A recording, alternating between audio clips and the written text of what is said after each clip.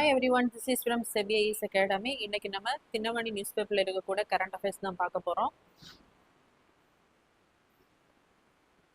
So முதலாவதா பார்த்தீங்க அப்படின்னா 9 தங்கத்துடன் வரலாறு படைத்தது இந்தியா.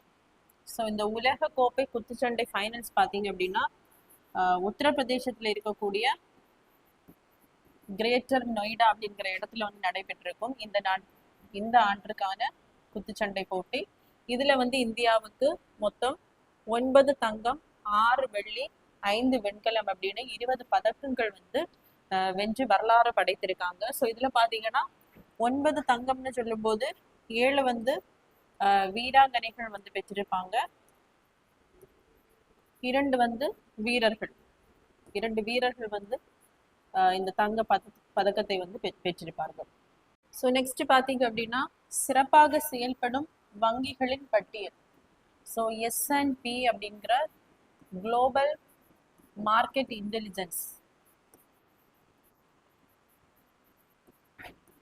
அப்படின்ற அமைப்பு உலக அளவில் வந்து வங்கிகளின் அந்த தரவரிசையை வந்து வெளியிட்டிருக்காங்க. சிறப்பாக செயல்படும் அந்த வங்கிகளின் தரவரிசை. ஸோ இதனுடைய தலைமையகம் பார்த்தீங்க அப்படின்னா நியூயார்க்ல இருக்கு. ஸோ இது நம்மளுடைய குரூப் 2 குரூப் 1 இதில் பேங்கிங்கில் வந்து நமக்கு இந்த டாபிக் வந்து கவர் ஆகும். ஸோ இதில் பார்த்தீங்க அப்படின்னா 43வது இடத்தில் ஸ்டேட் பேங்க் ஆஃப் இந்தியா, நம்ம நாட்டில் இருக்கக்கூடிய ஸ்டேட் பேங்க் ஆஃப் இந்தியாவும் 73வது இடத்தில் HDFC பேங்கும் என்ன பண்ணியிருக்கு அப்படின்னா இடம் பெற்றிருக்கு இந்த சிறப்பான வங்கிகளின் பட்டியலில். ஸோ நெக்ஸ்ட் பார்த்தீங்க அப்படின்னா தில்லி செங்கோட்டை குண்டுவெடிப்பு வழக்கு. ஸோ தில்லி செங்கோட்டை குண்டுவெடிப்பு வழக்கில் 3 மருத்துவர்கள் உள்பட 4 பேரை தேசிய புலனாய்வு முகமை காவலில் எடுத்துள்ளது. ஸோ இந்த டாபிக் பார்த்தீங்கன்னா குரூப் 1 மெயின் சிலபஸ்ல பேப்பர் 3 இந்தியா அண்ட் வேர்ல்ட்ல வந்து டெரரிசம்ல வந்து கவர் ஆகும். ஸோ நம்ம நாட்டில் பார்த்தீங்கன்னா இந்த டெரரிசத்துக்கு எதிராக இருக்கக்கூடிய அமைப்பு தான் இந்த நேஷனல் இன்வெஸ்டிகேஷன் ஏஜென்சி, அதாவது தேசிய புலனாய்வு முகமை. ஸோ இது எப்போ தொடங்கப்பட்டிருக்கும் அப்படின்னா 2008ஆம் ஆண்டுல மும்பையில் வந்து ஒரு அட்டாக் நடந்திருக்கும். ஸோ அதன் விளைவாக தான் இதற்கான சட்டம் வந்து 2008 வந்து கொண்டு வந்திருப்பாங்க, national investigation agency act. So அதன்படி தான் இந்த அமைப்பானது 2009 வந்து உருவாக்கப்பட்டிருக்கும். ஸோ இதனுடைய தலைமையகம் பார்த்தீங்க அப்படின்னா நியூ டெல்லி. ஸோ இதுனே ஸ்பெஷலாக ஒரு செல் இருக்கும், that is TFFC sell. So இவங்க வந்து பர்டிகுலராக அந்த பயங்கரவாதத்துக்கு என்ன பண்ணுவாங்க அப்படின்னா ஃபண்டிங் பண்ணுவாங்க. ஸோ அவர்களையும் மற்றும் ஃபேக் கரன்சி நோட்ஸ், ஸோ இதை வைத்திருப்பவர்களை விசாரிக்கக்கூடிய ஒரு ஸ்பெஷலைஸ்டு ஏஜென்சி பார்த்தீங்க அப்படின்னா இந்த என்ஐல இருக்கக்கூடிய TFFC அப்படிங்கிற செல்லு. நெக்ஸ்ட் பார்த்தீங்க அப்படின்னா இந்த சட்டத்தை வந்து 2019ஆம் ஆண்டுல வந்து அமெண்ட்மெண்ட் பண்ணியிருப்பாங்க. ஸோ அதன்படி இன்னும் அதிக ப்ரொவிஷன்ஸ் வந்து இதில் ஆட் பண்ணியிருப்பாங்க. ஸோ 2009 இது கொண்டு வரும்போது ஹிஜாக்கிங் ஆஃப், ஸோ பயங்கரவாதத்தில் ஈடுபடுறவங்க, அதே மாதிரி hijacking of ships, aircraft, bomb blast,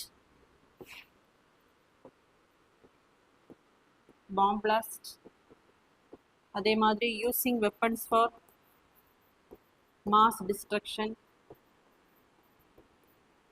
so இந்த மாதிரி குற்ற செயலில் ஈடுபடக்கூடியவங்களை தான் இவங்க என்ன பண்ணுவாங்க அப்படின்னா இன்வெஸ்டிகேட் பண்ணி அரெஸ்ட் பண்ணுவாங்க. ஸோ 2019ஆம் ஆண்டு முதல் ஹியூமன்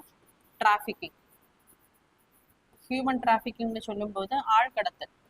ஸோ நம்ம நாட்டில இருந்து இன்னொரு நாட்டிற்கு என்ன பண்ணுவாங்கன்னா இங்கேருந்து ஆழ்கடத்தல் வந்து பண்ணுவாங்க. அந்த மாதிரி குற்ற செயல்களை செய்யக்கூடிய நபர்களையும், அதே மாதிரி prohibition of weapons, so use பண்ணக்கூடாது அப்படின்னு நிறைய ஆயுதங்களை வந்து நம்ம நாடு ஆல்ரெடி என்ன பண்ணியிருப்பாங்கன்னா அனௌன்ஸ் பண்ணியிருப்பாங்க. ஸோ அந்த மாதிரி இல்லாமல் அதை ப்ராஹிபிட் பண்ணப்பட்ட ஆயுதங்களை யூஸ் பண்ணக்கூடிய நபர்களையும் இவங்க என்ன பண்ணுவாங்க அப்படின்னா இந்த ஏஜென்சியானது விசாரிச்சு அரெஸ்ட் பண்ணுவாங்க. ஸோ நெக்ஸ்ட் பார்த்தீங்க அப்படின்னா நீண்ட காலம் பதவி வகித்த 10 முதல்வர்கள், இவர்களுடைய அந்த பட்டியலை வந்து வெளியிட்டிருக்காங்க. முதலாவதாக பார்த்தீங்க அப்படின்னா பவன்குமார் சாம்லிங், இவர் வந்து சிக்கிம் மாநிலத்தை வந்து சேர்ந்த முதலமைச்சர். ஸோ 25 ஆண்டுகளுக்கு மேல் இவர் வந்து முதலமைச்சராக இருந்திருக்காரு. நெக்ஸ்ட் பார்த்தீங்கன்னா நவீன் பட்நாயக் ஒடிசா 24 ஆண்டுகளுக்கு மேல். நெக்ஸ்ட் ஜோதி பாசு வெஸ்ட் பெங்கால் 23 ஆண்டுகள். கேஹாங் அபாங் அருணாச்சல் பிரதேசம் 22 ஆண்டுகள். லால் தன்பாவ்லா மிசோரம் 22 ஆண்டுகள். வீரபத்ர சிங் ஹிமாச்சல் பிரதேஷ் 21 ஆண்டுகள். ஸோ மாணிக் சர்க்கார் திரிபுரா 11 ஆண்டுகளுக்கு மேல். இப்போ பார்த்தீங்க அப்படின்னா பீகார்ல இப்போதான் எலெக்ஷன் முடிஞ்சிருக்கும். அதுல முதலமைச்சராக தேர்வு பண்ணப்பட்டவர் தான் நிதிஷ்குமார். இவருடைய அந்த பதவி காலத்தை பார்த்தீங்கன்னா சுமார் 19 ஆண்டுகள். ஸோ குறிப்பா நம்ம தமிழகத்துல பார்த்தீங்க அப்படின்னா தமிழகத்துல இருந்து இருக்கக்கூடிய ஒரே முதலமைச்சர் வந்து மு கருணாநிதி அவர்கள். 18 வருடங்களுக்கு மேல் இவர் வந்து முதலமைச்சராக இருந்திருக்காரு, 18 ஆண்டுகளுக்கு மேல். நெக்ஸ்ட் பாத்தீங்கன்னா பிரகாஷ் சிங் பாதல் பஞ்சாப் மாநிலத்தை சேர்ந்த முதலமைச்சர், இவரும் 18 ஆண்டுகளுக்கு மேல் முதலமைச்சராக இருந்திருக்காரு. ஸோ நெக்ஸ்ட் பாத்தீங்க அப்படின்னா எக்ஸ் காலிஃபர் ஜாவ்லின் ஏவுகணை உபகரணங்கள். ஸோ இந்த டாபிக் பாத்தீங்கன்னா குரூப் 1 மெயின் சிலபஸ்ல paper 3. So India's relationship with foreign கண்ட்ரீஸ்ல வந்து கவர் ஆகும். ஸோ இலக்குகளை பின்தொடர்ந்து தாக்கி அழிக்கும் திறனை கொண்ட நவீன எக்ஸ் காலிஃபர் மற்றும் பீரங்கி எதிர்ப்பு ஜாவலின், இந்த இரு விதமான அந்த ஏவுகணைகளின் உபகரணங்களை வந்து அமெரிக்காவிலிருந்து கொள்முதல் பண்ண போறாங்க. அதற்கான ஒப்புதலையும் அமெரிக்கா வந்து வழங்கியுள்ளது. ஸோ இதனுடைய மதிப்பு பார்த்தீங்க அப்படின்னா ரூபாய் 825 கோடி மதிப்பில் வாங்கப்படும் இந்த ஏவுகணை. ஸோ எதற்காக அப்படின்னா தொழில்நுட்பங்கள் இந்தியாவின் பாதுகாப்பு பலம் மற்றும் பிராந்திய அச்சுறுத்தல்களை வந்து எதிர்கொள்ளும் திறனை மேம்படுத்துவதாக அமையும். ஸோ நெக்ஸ்ட் பார்த்தீங்க அப்படின்னா பேராசிரியர் தே ஞான சுந்தரம் உள்பட 3 இலக்கிய மாமணி விருது. ஸோ இந்த டாபிக் பார்த்தீங்கன்னா குரூப் 1 மெயின் சிலபஸ்ல பேப்பர் 2ல ஹானர்ஸ்ல வந்து கவர் ஆகும். ஸோ தமிழ் இலக்கியத்திற்கு வளம் சேர்க்கும் 3 அறிஞர்களுக்கு எந்தெந்த துறைகளில் பார்த்தீங்கன்னா மரபு தமிழ், ஆய்வு தமிழ், படைப்பு தமிழ். ஸோ இந்த கேட்டகரியில சிறந்து விளங்கக்கூடிய அந்த தமிழ் அறிஞர்களுக்கு வந்து தமிழ் வளர்ச்சித்துறை சார்பில் ஆண்டுதோறும் இலக்கிய மாமணி விருதானது வழங்கப்படும் அப்படின்னு. ஸோ முன்னாள் முதல்வர் கருணாநிதியின் பிறந்த நாள் என்னைக்கு அப்படின்னா 3/6 ஜூன் 3, 2021 தான் மு க ஸ்டாலின் அவர்கள் அறிவித்திருப்பார். ஸோ அதன்படி பார்த்தீங்கன்னா 2021 3 பேருக்கு, 22 3 பேருக்கு, அதே மாதிரி 23 3 பேருக்கு அப்படின்னு இதுவரை 12 அறிஞர்களுக்கு வந்து இலக்கிய மாமணி விருதுகள் வந்து வழங்கப்பட்டிருக்கும். ஸோ இது பார்த்தீங்க அப்படின்னா 2024 ஆண்டிற்கான இந்த இலக்கிய மாமணி விருதுக்கு வந்து மரபு தமிழ் துறையில பேராசிரியர் தே ஞான சுந்தரம் அவர்களுக்கும், அதே மாதிரி ஆய்வு தமிழ்ல ரா காமராஜ் அவர்களுக்கும், அதே மாதிரி படைப்பு தமிழ்ல சோமசுந்தரம் என்கிற கலாப்பிரியா அவர்களுக்கும் இந்த இலக்கிய மாமணி விருதானது வழங்கப்படுகிறது. இதுல பாத்தீங்கன்னா விருது பிளஸ் விருதுக்கான 5 லட்சம் காசோலை, 1 பவுன் தங்க பதக்கம் மற்றும் தகுதியுரை ஆகியவை முதல்வர் மு க ஸ்டாலின் அவர்களால் வழங்கப்படுகிறது. ஸோ நெக்ஸ்ட் பார்த்தீங்க அப்படின்னா உச்ச நீதிமன்ற தலைமை நீதிபதி PR கவாய் இன்று பணி ஓய்வு. ஸோ இந்த டாபிக் பார்த்தீங்கன்னா குரூப் 1 மெயின் சிலபஸ்ல பேப்பர் 3ல பாலிட்டியில சுப்ரீம் கோர்ட்ல வந்து கவர் ஆகும். ஸோ BR கவாய் அப்படிங்கிறவர் பூஷன் ராமகிருஷ்ண கவாய் அப்படிங்கிறவர் வந்து நம்முடைய 52வது சுப்ரீம் கோர்ட்டினுடைய தலைமை நீதிபதி. ஸோ அவர் பார்த்தீங்கன்னா இன்னைக்கு நவம்பர் 25ஆம் தேதி வந்து பணி ஓய்வு பெறுகிறார். ஸோ இவர் வந்து எப்போ பதவி ஏற்றிருப்பார் அப்படின்னா மே 14ஆம் தேதி தான் பதவி ஏற்றிருப்பாரு. ஸோ இவர் வந்து ஓய்வு பெறுவதை தொடர்ந்து 53வது உச்ச நீதிமன்ற தலைமை நீதிபதியாக யாரு பதவியேற்க உள்ளார் அப்படின்னு பார்த்தீங்கன்னா சூரியகாந்த் அவர்கள் நவம்பர் 24ஆம் தேதி தான் பதவியேற்க உள்ளார். ஸோ இந்த BR கவாய் பார்த்தீங்க அப்படின்னா பணமிழப்பு நடவடிக்கையின்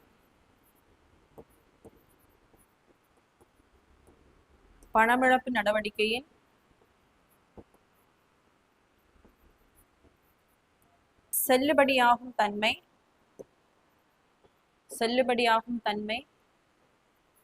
ஸோ அதே மாதிரி ஷெட்யூல்டு கேஸ்ட், ஷெட்யூல்டு ட்ரைப்ஸ் இதுல வந்து உள் ஒதுக்கீடு வழங்க வேண்டும் அப்படிங்கிற அந்த ஜூரிஸ்டிக்ஷன். அதே மாதிரி ஆர்டிகல் 370 ஜம்மு அண்ட் காஷ்மீர்ல இருந்து என்ன பண்ணியிருப்பாங்க அப்படின்னா ரிப்பீல் பண்ணியிருப்பாங்க.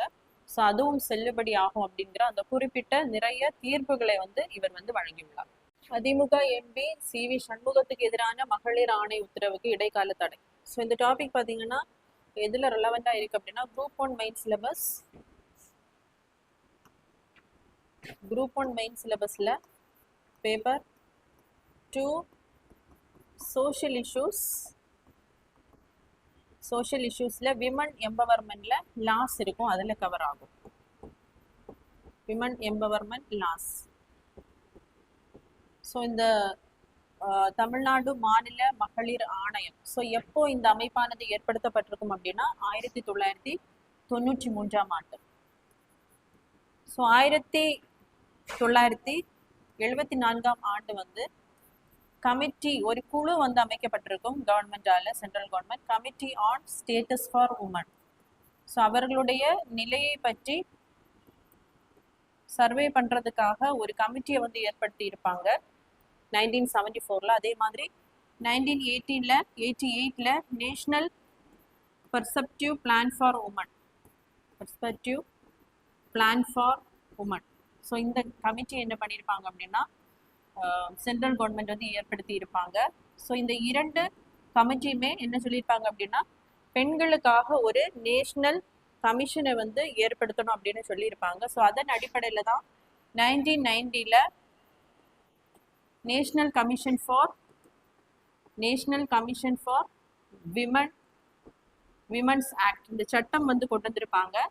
அதன்படி 1992ல வந்து நேஷனல் கமிஷன் ஃபார் தேசிய அளவில் ஒரு கமிஷனை வந்து ஏற்படுத்தி இருப்பாங்க. ஸோ நம்ம தமிழ்நாடு ஸ்டேட்ல பார்த்தீங்க அப்படின்னா 1993ல தான் இந்த அமைப்பை வந்து ஏற்படுத்தி இருப்பாங்க.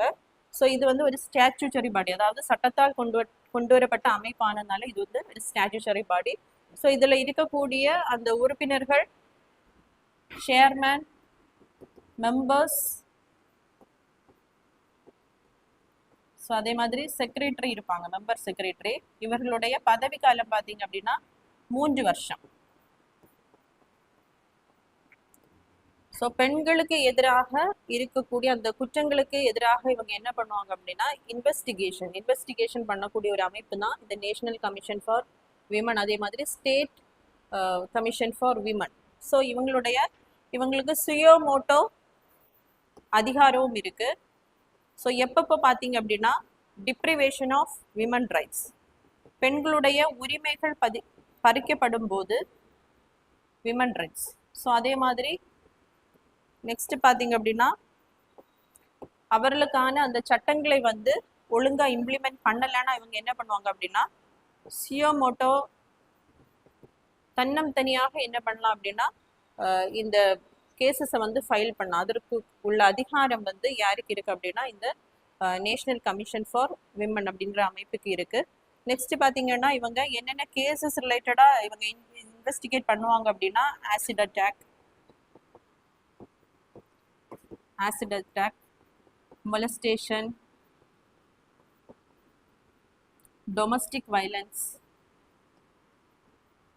ஸோ பெண்களுக்கு எதிராக நடக்கக்கூடிய எல்லா பிரச்சனைகளுக்கும் இவங்க என்ன பண்ணுவாங்க அப்படின்னா இந்த அமைப்பானது இன்வெஸ்டிகேஷன் பண்ணி ரிப்போர்ட்டை வந்து சப்மிட் பண்ணுவாங்க. அதற்காக ஆக்ஷனை எடுக்கிறதுக்கும் என்ன பண்ணுவாங்க அப்படின்னா ரெக்கமெண்டேஷன் பண்ணுவாங்க. ஸோ நெக்ஸ்ட் பார்த்தீங்க அப்படின்னா சேவை குறைபாடு நிதி நிறுவனம் 1.54 லட்சம் வழங்க உத்தரவு. ஸோ இந்த டாபிக் பார்த்தீங்கன்னா இது ரிலேட்டடாக எது கூட ரிலவெண்ட் ஆகும் பார்த்தீங்கன்னா குரூப் 1 ப்ரிலிம் சிலபஸ் யூனிட் 4ல பாலிட்டியில் கன்சியூமர் ப்ரொடெக்ஷன் ஃபோரம்ஸ் இருக்கு. அதில் வந்து இந்த டாபிக் வந்து கவர் ஆகும். ஸோ கன்சியூமர் ப்ரொடெக்ஷன், அதாவது கன்சியூமர் நுகர்வோர்களுக்கான ஒரு சட்டத்தை தான் எப்போ கொண்டு வந்திருப்பாங்க அப்படின்னா 1986 கன்சியூமர் ப்ரொடெக்ஷன் ஆக்ட். ஸோ நம்ம வந்து கன்சியூம் பண்ணும்போது நம்ம பொருட்களில் ஏதாவது குறைபாடு இருந்தால் என்ன பண்ணலாம் அப்படின்னா இந்த சட்டத்தின்படி என்னென்ன போர்ட் கொண்டு வந்திருப்பாங்க அப்படின்னா டிஸ்ட்ரிக்ட் லெவலில், ஸோ ஒரு டிஸ்ட்ரிக்ட் லெவலில் பார்த்தீங்க அப்படின்னா district consumer dispute redressal grievance so அப்படிங்கிற அமைப்பு வந்து கொண்டு வந்திருப்பாங்க. அதே மாதிரி ஸ்டேட் லெவல்லையும் இந்த அமைப்பானது இருக்கும். அதே மாதிரி நேஷனல் லெவல். ஸோ இதனுடைய ஹயார்கி பார்த்தீங்க அப்படின்னா டிஸ்ட்ரிக்ட் அந்த கன்சியூமர் டிஸ்பியூட் ரெட்ரஸல் நமக்கு அதுக்கான சரியான ஒரு தீர்ப்பை கொடுக்கலன்னா நம்ம என்ன பண்ணலாம் அப்படின்னா ஸ்டேட் டிஸ்பியூட் ரெட்ரஸலுக்கு போகலாம். நெக்ஸ்ட் பார்த்தீங்க அப்படின்னா நேஷனல் லெவலில் போகலாம். ஃபர்தராக ஃபைனலாக இருக்கக்கூடிய அப்பீல் பார்த்தீங்கன்னா சுப்ரீம் கோர்ட். ஸோ எதற்காக இந்த அமைப்பு இருக்குன்னு பார்த்தீங்க அப்படின்னா அந்த நுகர்வோர்களுக்கு வந்து அதாவது கன்சியூமர்ஸுக்கு வாங்கக்கூடியவங்களுக்கு வந்து ஏதாவது பிரச்சனைகள் இருந்தால் அது கோர்ட்டுக்கு போகாம தீர்த்து வைக்கக்கூடிய ஒரு அமைப்பு தான் இந்த அமைப்பு. ஸோ இதில் பார்த்தீங்க அப்படின்னா டிஸ்ட்ரிக்ட் லெவலில் 50 lakhs வரைக்கும் உள்ள குறைபாடுகளுக்கு வந்து டிஸ்ட்ரிக்ட் லெவலில் போனால் போதும். ஸ்டேட் லெவலில் பார்த்தீங்க அப்படின்னா 50 to 2 crores.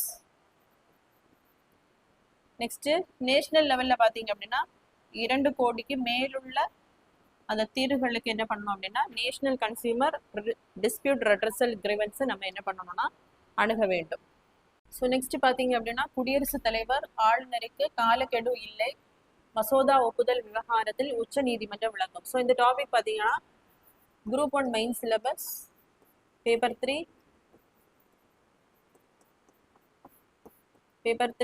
ஜுடிஷியரியில் supreme court and judicial ரிவ்யூவில் வந்து கவர் ஆகும்.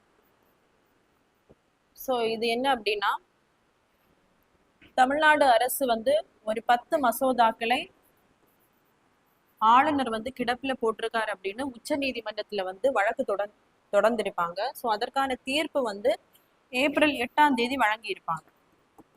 ஸோ யாருடைய தலைமையில பார்த்தீங்க அப்படின்னா மகாதேவன்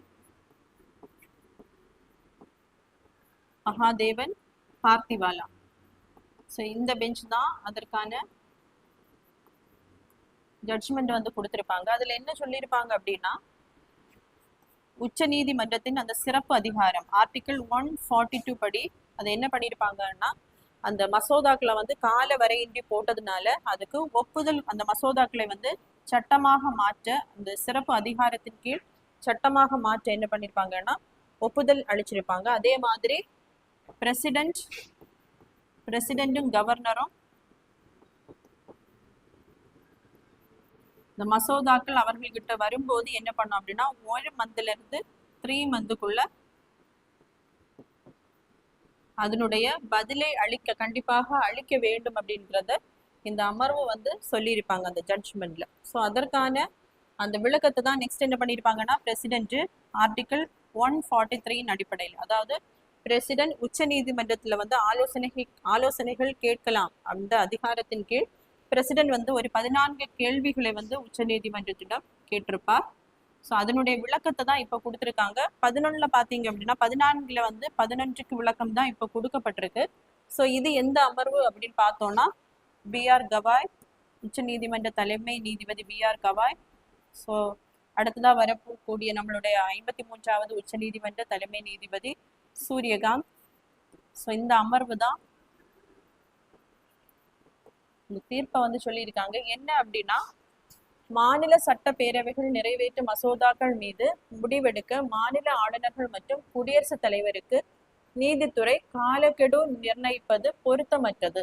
ஸோ ஏப்ரல்ல வந்து ஒரு மாசத்துலேருந்து 3 மாசத்துக்குள்ள பதிலளிக்க வேண்டும் அப்படின்னு அந்த ஜட்ஜ்மெண்ட்ல வந்து சொல்லியிருப்பாங்க. ஸோ இப்போ பார்த்தீங்க அப்படின்னா காலக்கெடு வந்து நிர்ணயிக்க கூடாது அப்படின்னு சொல்லப்பட்டிருக்கு. நெக்ஸ்ட் பார்த்தீங்க அப்படின்னா ஸோ ஆர்டிகிள் 200 பேசிஸ்ல ஒரு கவர்னர் கிட்ட ஒரு மசோதா வரும்போது அவங்க வந்து அசென்ட் கொடுக்கலாம், இல்லைன்னா பிரசிடென்ட் கன்சிடரேஷனுக்காக அனுப்பி வைக்கலாம்.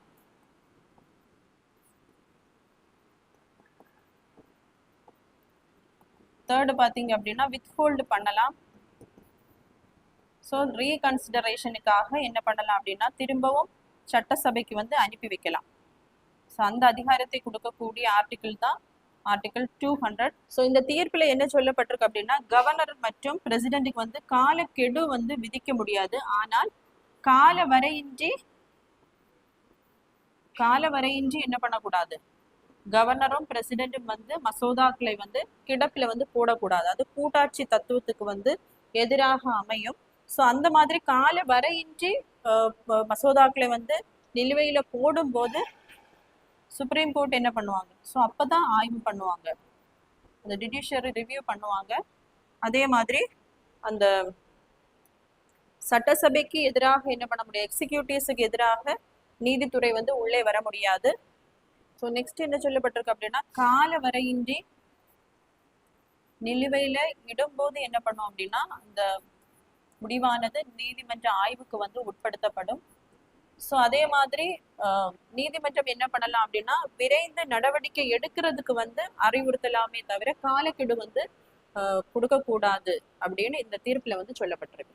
ஸோ நெக்ஸ்ட் பாத்தீங்க அப்படின்னா செறிவு யுரேனியம் குறித்த முழு விவரம் ஈரானிடம் IAEA வலியுறுத்தல். ஸோ இந்த டாபிக் பார்த்தீங்கன்னா குரூப் 1 மெயின் சிலபஸ்ல பேப்பர் 3 இன்டர்நேஷனல் ஆர்கனைசேஷன்ல வந்து கவர் ஆகும். ஸோ இந்த IAEA அப்படிங்கிறது IAEA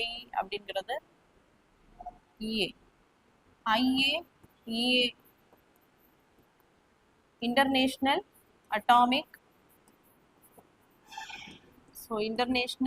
atomic energy agency. So இது வந்து யுனைடெட் நேஷன்ல இருக்கக்கூடிய ஒரு அமைப்பு. ஸோ இது அந்த உறுப்பு நாடுகள் பார்த்தீங்க அப்படின்னா 35. அந்த நாடுகள்ல இருக்கக்கூடிய அந்த அணு கையிருப்பை என்ன பண்ணுவாங்க அப்படின்னா இவங்க ரெகுலேட் பண்ணிக்கிட்டே இருப்பாங்க. ஸோ இப்போ பார்த்தீங்க அப்படின்னா ஈரான் வந்து அவர்களிடம் இருக்கக்கூடிய அந்த அணுவை என்ன பண்றாங்க அப்படின்னா செறிவூட்டிட்டே இருக்காங்க. ஸோ இந்த செறிவு யுரேனியம்னு சொல்லும்போது யுரேனியம் 238 வந்து அதிக அளவில் வந்து பாதிப்பை வந்து ஏற்படுத்தாது. இதை யுரேனியம் 235 அதை கன்வெர்ட் பண்ணும்போது என்ன ஆகும் அப்படின்னா இதை எங்கேயாவது போய் பிளாஸ்ட் பண்ணோம் அப்படின்னா nuclear fission reaction. So nuclear ஃபிஷன்னா செயின் ரியாக்ஷன், அதாவது கண்டினியூஸாக என்ன பண்ணோம் அப்படின்னா ஒரு பெரிய பாதிப்பை ஏற்படுத்தக்கூடும். ஸோ இந்த யுரேனியம் 235 வந்து அந்த பவர் உண்டு, கண்டினியூஸாக ஒரு இடத்தை வந்து டிஸ்ட்ரக்ட் பண்ணக்கூடிய அந்த நியூக்ளியர் ஃபிஷன் மெத்தட்ல வந்து டிஸ்ட்ரக்ட் பண்ணக்கூடிய அந்த கெப்பாசிட்டி உண்டு. ஸோ அதை தான் ஈரான் என்ன பண்ணிட்டு இருக்காங்கன்னா இப்போ மேன்மேலும் செறிவூட்டப்பட்டுட்டே இருக்காங்க.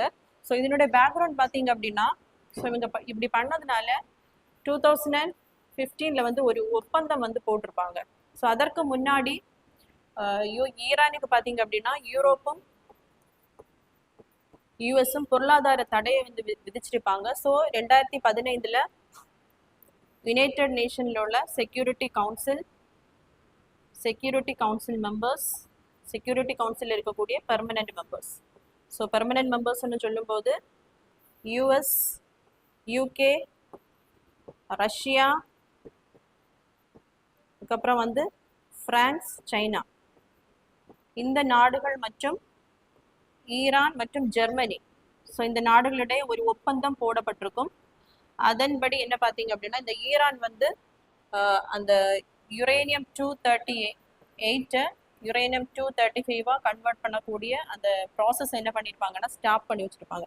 நெக்ஸ்ட் பார்த்தீங்க அப்படின்னா திரும்ப இந்த ஒப்பந்தத்திலிருந்து US வெளியே வந்து திரும்பவும் இந்த ஈரானுக்கு என்ன பண்ணியிருப்பாங்க அப்படின்னா பொருளாதார தடையை வந்து விதிச்சிருப்பாங்க. ஸோ திரும்பவும் இந்த ஈரான் என்ன பண்ணியிருப்பாங்க அப்படின்னா இந்த ப்ராசஸை மறுபடியும் இனிஷியேட் பண்ணியிருப்பாங்க. ஸோ அதற்காக தான் உலக அளவில் இருக்கக்கூடிய இந்த இன்டர்நேஷனல் அட்டாமிக் எனர்ஜி ஏஜென்சி என்ன பண்றாங்க அப்படின்னா அவர்களிடம் இருக்கக்கூடிய அந்த உயர் செறிவூட்டப்பட்ட யுரேனியத்தின் கையிருப்பு பத்தி முழு தகவல்களை வழங்க வந்து அவங்க கிட்ட கேட்டிருக்காங்க.